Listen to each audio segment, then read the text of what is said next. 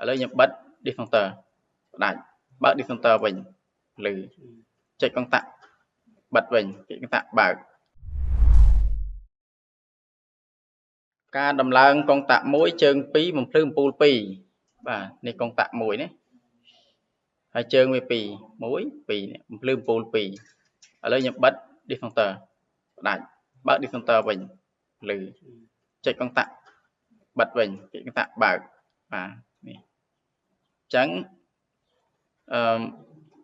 នេះអំពូលនេះខ្សែម៉ាស់ឬក៏ខ្សែ nerd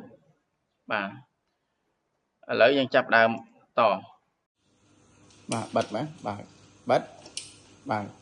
បាទអញ្ចឹងវាតនេះអំពូល2កុងតាក់1អំពូល2អញ្ចឹង discounter ចេញពី discounter មកខ្សែភ្លើងយើងចូលមកកាន់ខាងហ្វានេះគេចូលមកកាន់ខ្សែមួយមកតែមកយើងចេញពីខ្សែវិញចូលមកកាន់អំពូល2គ្រាប់បាទបិទហើយម៉ាស់គឺយើងចូលមកកាន់អំពូលរៀងខ្លួនអូតូមកពី discounter ហ្នឹង